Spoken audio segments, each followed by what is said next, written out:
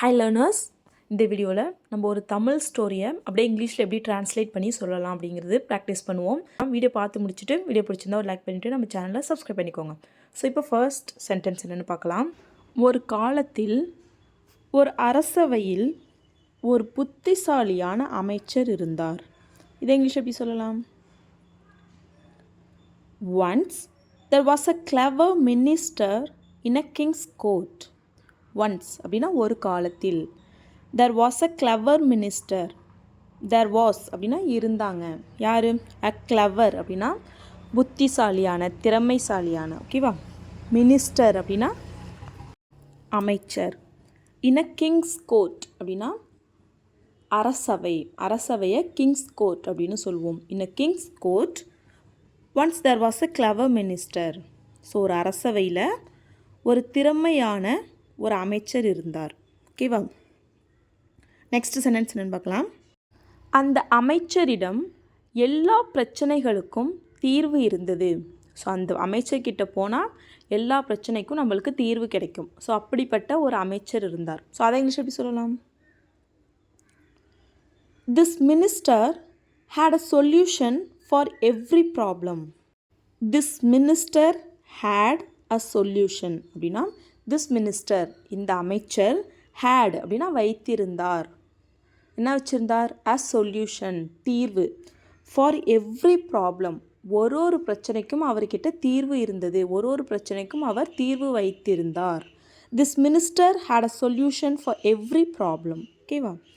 So next sentence என்னென்னா, அரசர் இந்த அமைச்சரிடம் ஆலோசனை செய்யாமல் எந்த ஒரு பெரிய முடிவையும் எடுக்க மாட்டார். ஸோ இந்த அரசரே என்ன பண்ணுவார்னா, இந்த அமைச்சர்கிட்ட ஆலோசிக்காமல் எந்த ஒரு முடிவையுமே எடுக்க மாட்டாராம். ஸோ அதை இங்கிலீஷ் எப்படி சொல்லலாம்? The king did not make any big decision without asking him. The king did not make any big decision அப்படின்னா கிங்னா யார்? அரசர். did not make any big decision அப்படின்னா எந்த ஒரு பெரிய முடிவையும் எடுக்கலை. without asking him அவரிடம் கேட்காமல் அரசர் எந்த ஒரு பெரிய முடிவையும் எடுக்க மாட்டார். ஓகேவா? இதன் காரணமாக அந்த அவையில் இருந்த மற்றவர்கள் அவர் மீது பொறாமை கொண்டனர். ஸோ இந்த மாதிரி அரசர் அவர்கிட்ட தான் எல்லா டெசிஷன் எடுக்கிறதுக்கு முன்னாடி அவர்கிட்ட கேட்குறதுனால அங்கே இருந்த மற்றவங்களாம் அந்த அமைச்சர் மேலே ரொம்ப பொறாமையாக இருக்காங்க. ஸோ அதை இங்கிலீஷ் எப்படி சொல்லலாம்? Because of this, other people in the court were jealous of him. Because of this, other people in the court were jealous of him. Because of this, இதன் காரணமாக other people in the court, இந்த court அப்படின்னா அந்த அவையில் இருந்த other people மற்றவர்கள், அந்த அவையில் இருந்த மற்றவர்கள் were jealous of him. jealous அப்படின்னா பொறாமை, அவர் மீது பொறாமையாக இருந்தார்கள். were அப்படின்னா past tense. ஓகேவா? are அப்படின்னா present, were அப்படின்னா past tense. ஸோ பொறாமையாக இருந்தாங்க. Because of this, other people in the court were jealous of him. Next sentence என்னன்னா, ஒரு நாள் அரசர் அந்த அமைச்சரிடம், நீ மிகவும் புத்திசாலியாக இருக்கிறார், ஆனால் உன்னுடைய மகனோ மிகவும் முட்டாளாகவும் மற்றும் எந்த அறிவும் இல்லாமலும் இருக்கிறான் என்று கூறினார். ஸோ ஒரு நாள் என்ன பண்ணுறாரு அரசர் அந்த அமைச்சர்கிட்ட, நீ ரொம்ப புத்திசாலியாக இருக்க, ஆனால் உன் பையன் ரொம்ப முட்டாளாக இருக்கானே, அவனுக்கு அறிவுங்கிறதே இல்லையே அப்படின்னு சொல்லி கேட்குறாரு. ஸோ இதை இங்கிலீஷ் எப்படி சொல்லலாம்? One day the king told the minister that you are very smart, but your son is very foolish and has no sense. One day the king told the minister அப்படின்னா ஒரு நாள் the king அரசர் told சொன்னார், கூறினார். என்ன கூறினார்?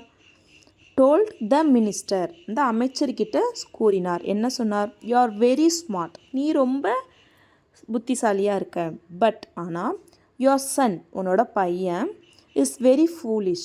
foolish அப்படின்னா முட்டாள்தனமாக, உன் பையன் ரொம்ப முட்டாள்தனமாக இருக்கான். and has no sense. sense அப்படின்னா அறிவு. has no sense அப்படின்னா அவனுக்கு அறிவே இல்லை. ஓகேவா? அப்படின்னு சொல்கிறான். ஸோ நெக்ஸ்ட் ஒன் என்னென்னு பார்க்கலாம். அமைச்சருக்கு இது பிடிக்காமல் ஏன் இப்படி சொல்லுகிறீர்கள் அரசரே என்று கேட்டார். ஸோ இப்படி அரசர் சொன்னோடனே அவருக்கு அது பிடிக்காமல் ஏன் இப்படி சொல்கிறீங்க அப்படின்னு சொல்லிட்டு கேட்குறாரு. ஸோ அதை இங்கிலீஷ் எப்படி கேட்கலாம்? The minister did not like this. The minister did not like this and asked, Your Majesty, why are you saying this? The minister did not like this அப்படின்னா அந்த அமைச்சருக்கு இது பிடிக்கவில்லை. And asked, கேட்டார். என்ன கேட்குறாரு? You Majesty, அரசரே, why are you saying this? ஏன் இப்படி சொல்கிறீங்க அப்படின்னு சொல்லிட்டு கேட்குறாரு. ஓகேவா? ஏன் என்னுடைய மகனை முட்டாள் என்று நினைக்கிறீர்கள்? இன்னும் என்ன கேட்குறாரு? ஏன் என்னோட பையனை முட்டாள்னு நினைக்கிறீங்க அப்படின்னு சொல்லி கேட்குறாரு. ஸோ அதை இங்கிலீஷ் எப்படி சொல்லலாம்? Why do you think my son is foolish? Why do you think my son is foolish? Why do you think? அப்படின்னா நீங்கள் ஏன் நினைக்கிறீங்க? My son is foolish. என்னோட பையன் முட்டாள் என்று நீங்கள் ஏன் நினைக்கிறீங்க அப்படின்னு சொல்லி கேட்குறாரு. ஸோ இதுக்கு இந்த அரசர் என்ன சொல்கிறாருன்னு பார்ப்போம். அரசர், நான் தினமும் காலையில் மக்களை காண செல்லும்போது உன்னுடைய மகனும் அங்கு இருக்கிறான். அவனிடம் நான் தினமும் தங்கம் மற்றும் வெள்ளியில் எது மதிப்புமிக்க உலோகம் என்று கேட்பேன். உனது மகனோ எல்லா நேரமும் வெள்ளி என்று சொல்லுவான் என்று கூறினார். ஸோ என்ன சொல்கிறாரு? நான் டெய்லி தினமும் காலையில் நான் மக்களை பார்க்க செல்லும்போது உன்னோட மகன் அங்கே இருக்கிறான். ஸோ அவங்ககிட்ட நான் தினமும் ஒரு கேள்வி கேட்குறேன். அது என்னென்னா, தங்கம் வெள்ளி இதில் எது மதிப்பு மிக்கது அப்படின்னு சொல்லிட்டு நான் அவன்கிட்ட கேட்குறேன். ஆனால் உன் பையனோ தினமும் என்ன சொல்கிறான்? வெள்ளி தான் மதிப்பு மிக்கது அப்படின்னு தப்பாக சொல்கிறான் அப்படின்னு சொல்கிறாரு. ஓகேவா? ஸோ இதை இங்கிலீஷ் எப்படி சொல்லலாம்? The king said, every morning when I go to meet people, your son is there. I ask him every day, what is more valuable, gold or silver? And every time your son says silver. The king said, the அரசர் சொன்னார். என்ன சொன்னார்?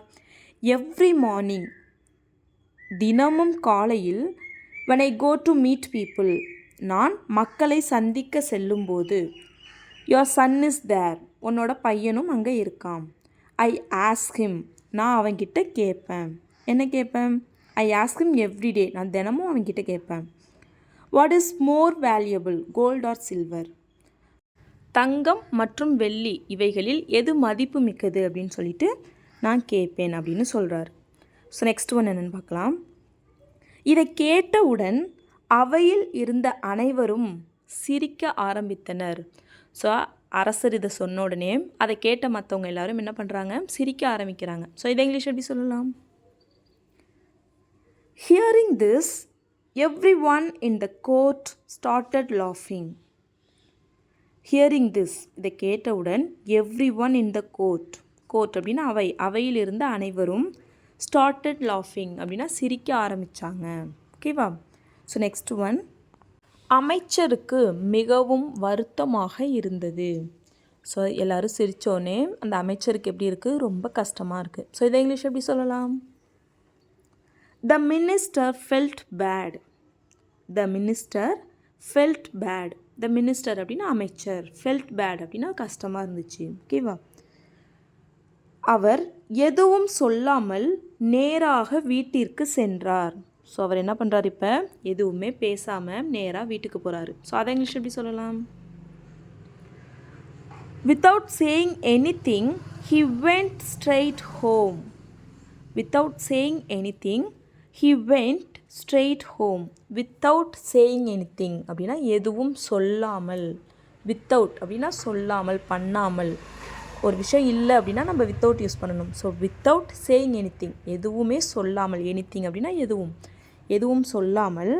He went, அவர் போனார். எங்கே போனார்? Straight home. Straight அப்படின்னா நேராக, home அப்படின்னா வீட்டுக்கு. ஸோ அவர் எதுவுமே சொல்லாமல் நேராக வீட்டுக்கு போகிறாரு. Without saying anything he went straight home. Next sentence என்னென்னு பார்க்கலாம். தன்னுடைய மகனிடம் தங்கம் மற்றும் வெள்ளியில் எது மதிப்பு மிக்கது என்று கேட்டார். ஸோ என்ன பண்ணுறாரு? நேராக வீட்டுக்கு போயிட்டு அவர் பையன்கிட்ட கேட்குறாரு, தங்கம் வெள்ளியில் எது மதிப்பு மிக்கது அப்படின்னு சொல்லிட்டு கேட்குறாரு. ஸோ அதை இங்கிலீஷ் எப்படி சொல்லலாம்? He asked his son, which metal is valuable, gold or silver? He asked his son, which metal is valuable, gold or silver? So தங்கம் மற்றும் வெள்ளியில் எது மதிப்பு மிக்கது அப்படின்னு சொல்லிட்டு கேட்குறாரு. ஸோ நெக்ஸ்ட் ஒன், தங்கம் என்று மகன் உடனே பதில் கூறினான். ஸோ என்ன பண்ணுறான்? தங்கம் தான் விலை மதிப்பு மிக்கது அப்படின்னு சொல்லிட்டு உடனே பதில் சொல்கிறான். ஸோ அதை இங்கிலீஷ் எப்படி சொல்லலாம்? The son quickly replied, for the gold. The son quickly replied, for the gold. The son அப்படின்னா மகன், quickly replied அப்படின்னா உடனடியாக பதில் கூறினான். ஃபாதர் கோல்டு, அப்பா தங்கம்தான், தங்கம்தான் மதிப்பு மிக்கது அப்படின்னு சொல்லிட்டு உடனே சொல்கிறான். ஸோ நெக்ஸ்ட் ஒன், உனக்கு தங்கம்தான் மதிப்பு மிக்கது என்று தெரிந்தால் தினமும் ஏன் அரசரிடம் வெள்ளிதான் மதிப்பு மிக்கது என்று தவறான விடையை கூறுகிறார் என்று கேட்டார். ஸோ இப்போ என்ன பண்ணுறாரு அவர் பையன்கிட்ட, உனக்கு தங்கம் தான் விலை மதிப்பு மிக்கதுன்னு தெரிஞ்சிருந்தோம், நீ ஏன் தவறான விலையை மன்னர்கிட்ட டெய்லியுமே சொல்கிற அப்படின்னு சொல்லிட்டு கேட்குறாரு. ஸோ அதை இங்கிலீஷ் எப்படி கேட்கலாம்?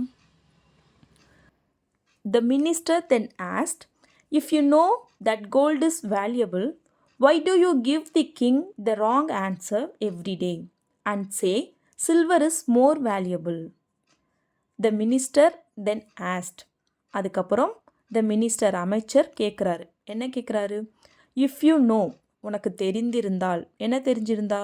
that gold is valuable, தங்கம் தான் மதிப்பு மிக்கதுன்னு உனக்கு தெரிஞ்சிருந்தா why do you give the king the wrong answer? Why do you give? நீ ஏன் கொடுக்குற? என்ன கொடுக்குற? the king, அரசருக்கு the wrong answer, தவறான விடையை கொடுக்குற. உனக்கு கரெக்டான ஆன்சர் என்னன்னு தெரிஞ்சிருந்தும் நீ ஏன் தப்பாக சொல்கிற அப்படின்னு, எவ்ரிடே தினமும் ஏன் தவறான பதில் சொல்கிற அப்படின்னு சொல்லி கேட்குறாரு. And say silver is more valuable, வெள்ளி தான் மதிப்பு மிக்கது அப்படின்னு ஏன் சொல்கிற அப்படின்னு சொல்லி கேட்குறாரு. ஓகேவா? ஸோ இந்த ஸ்டோரியோட கண்டினியூவேஷனை நெக்ஸ்ட் வீடியோவில் பார்க்கலாம். ஓகேவா? Stay tune for the remaining story. Thanks for வாட்சிங் கைஸ். Happy learning.